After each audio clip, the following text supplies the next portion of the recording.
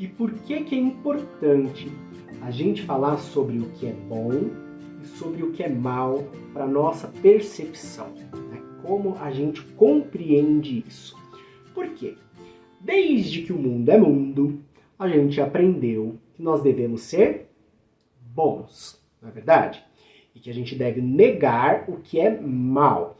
Com certeza, nós devemos ser pessoas boas para nós e para outras pessoas. Mas tudo que foi associado ao que é essa ideia de mal foi colocado numa condição de sombras que a gente vai falar futuramente, mas que também faz parte de questões nossas, como por exemplo as nossas questões impulsivas, instintivas. Não tem ninguém nesse mundo que não tenha momentos em que sente raiva, em que sente inveja, que sinta coisas que têm a ver com desejo sexual, por exemplo, né? E todas as culturas se apropriaram dessa divisão, dessa dualidade entre o bom e o mal, esse aspecto, a representação do bom e do mal, para controlar e manipular as pessoas. A gente pode ver na própria Igreja Católica que isso sempre foi pintado, né? O legado judaico-cristão, e estou falando da Igreja Católica, não tem problema nenhum com a Igreja Católica, mas porque é a nossa referência aqui no ocidental, a nossa sociedade está estruturada dentro do legado que veio do judaico-cristão, não é verdade? Então assim, a gente tem essa referência do bom e do mal muito forte na gente. E junto com ela veio a ideia do pecado. Então, tudo que é seu, tudo que está em você, que não é necessariamente bom, então aquilo pertence ao mal. E só pode ser cultivado o bom, e tudo que é mal deve ser condenado. Então a gente aprendeu isso. Só que nós somos seres naturais, não é verdade? Nós temos todos os impulsos, instintos, raivas, liberações que têm uma função, e a gente vai passar por cada um dos sentimentos que a gente considera negativo, porque a gente só pode se aprimorar, se tornar consciente, quando a gente integrar essas partes, nosso processo aí de individuação que a gente está iniciando, de despertar, né? Mas tudo que era relacionado a essa parte que era considerada mal era passível à punição. E essa punição não era uma punição à bronquinha, não. A gente está falando de séculos de pessoas sendo queimadas na fogueira, de serem enforcadas. Então era muito complicado, né? A memória que a gente traz no inconsciente coletivo da humanidade é que a gente não pode demonstrar as nossas vulnerabilidades, a gente não pode demonstrar os nossos sentimentos negativos, a gente não pode, a gente tem que esconder. Porque se a gente mostrasse, até pouco tempo atrás, o nosso fim era certo, nós seríamos identificados com o mal, identificados com adoradores do demônio, sei lá, com o que a gente quer colocar como exemplo aqui. E nunca foi possível integrar essa parte, que é a nossa parte natural, e colocamos então na região das sombras. Só que é impossível nós sermos pessoas realizadas, pessoas em paz, se a gente esconde coisas.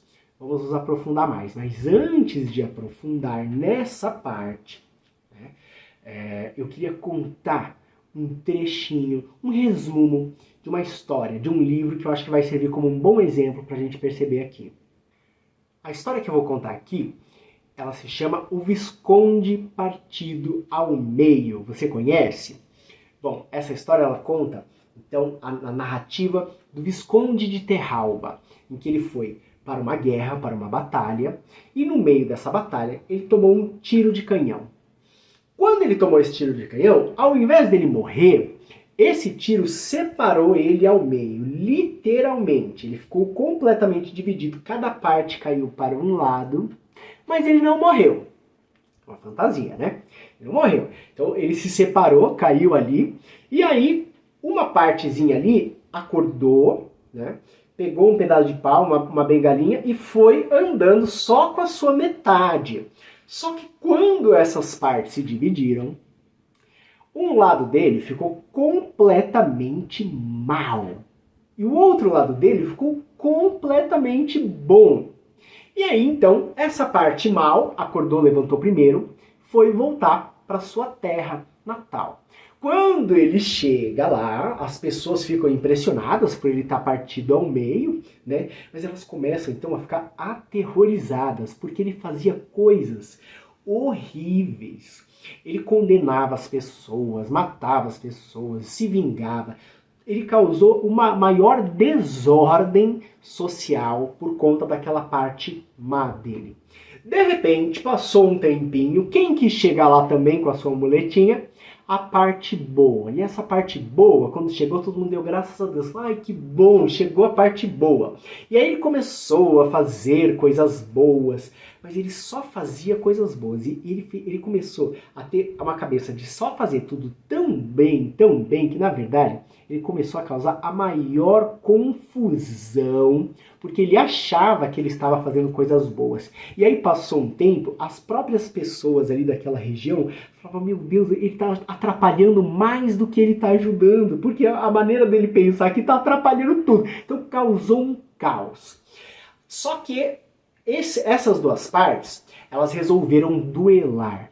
Né? Porque as duas queriam ter o poder de decisão. Uma achava que a outra estava errada, a outra achava que a outra estava errada, elas começaram a brigar, então elas decidiram duelar.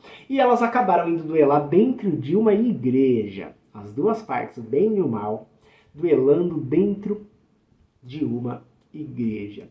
Eu sei que, por fim, nessa história, as duas partes acabam feridas e caindo, desmaiadas dentro dessa igreja. Porque as duas eram tão fortes uma com a outra, ninguém conseguiu vencer, as duas se feriram e desmaiaram ali. Quando elas estavam desmaiadas, um médico do local aproveitou a situação e falou, deixa eu costurar esses dois aqui, porque desse jeito não vai dar. Então ele costurou as duas partes e então o Visconde de Terralba voltou a ser um ser integrado com as suas duas partes, porque separado eles estavam causando mais problema do que unido. Essa historinha, ela pode trazer, né, uma questão simbólica, obviamente, desse conflito nosso, né, em que a gente separou o que é bom e o que é mal. Mas todas as vezes que a gente separa o mal da gente, porque a gente aprendeu, né, que a gente só deve ser bom, essa outra parte ela vai entrar em conflito. Né? Então, o exemplo, o Visconde, ele era absurdamente mal. E ao mesmo tempo a outra parte era estupidamente boa, porque pelo excesso de bondade ele só fazia besteira. Né? O bem não faz besteira, mas no sentido, a partir do momento que você não tem o discernimento dessas duas partes, só besteira pode acontecer, com certeza. Então esse é um exemplo desse nosso processo, né, de integração das nossas polaridades, para que a gente pare de fazer besteira. Né? Qual é o corpo? Qual que é a cidade? O corpo que está dividido somos nós mesmos. Nós somos divididos entre essas polaridades e elas lutam constantemente. E qual que é a cidade? Né? Qual que é o local, o vilarejo ali? É a nossa vida. É a nossa vida. Entende? Em que essas partes estão atuando. E para a gente estar inteiro na vida, nós temos que juntar as nossas duas polaridades. Porque senão a gente só vai fazer besteira. E onde é que essa batalha entre o bem e o mal acontecia? Dentro de um ambiente religioso, arcaico, né, cheio, muito próximo do período ali da Inquisição, né, que promovia essa dualidade entre as partes. Então esse conto ele traz uma reflexão muito importante, para que a gente possa observar que esse legado que vem histórico, de culpa, de pecado, de que a gente tem que esconder tudo que é negativo, ele promove uma coisa que incapacita completamente a gente se tornar uma pessoa verdadeiramente realizada. Por quê? Essas duas polaridades, elas têm um propósito de existir. A gente tem que parar um pouco com essa ideia de bem ou mal, não no sentido do que a gente faz por outras pessoas, não nesse sentido, mas no sentido daquilo que a gente aprendeu que era errado e que não deveria mostrar. Certo? Para que a gente possa integrar todas essas coisas que a gente chama de sombras, que não são negativas, mas ao passo que a gente nega elas, elas se tornam negativas. Mas a gente vai se aprofundar no próximo módulo, que é justamente sobre integração das sombras. E a gente precisa ser muito, muito honesto com a gente mesmo. E lembrar que nós somos seres naturais e que todas as pessoas passam pelo mesmo processo. Mas antes da gente entrar no próximo módulo, eu acho que seria muito importante para que a gente aceitasse, que a gente aceite, na verdade, a fazer essa integração, fazer uma meditação, fazer um exercício em que a gente vai dar a permissão consciente para que a gente possa observar as coisas que a gente negou até então, antes de embarcar nessa jornada. A princípio é uma permissão. Eu vou dizer para minha cabeça, para o meu inconsciente, eu vou colocar essa informação lá dentro, igual o limãozinho que a gente fez o experimento e você salivou. Quando a gente colocar essa informação lá dentro, o campo já vai começar a ser preparado para que eu consiga observar e ver quais são essas coisas. Então a nossa prática agora, ela é uma prática de permissão para que eu me torne consciente das coisas que eu me neguei ou que eu não consigo enxergar acerca de mim mesmo. Vamos lá?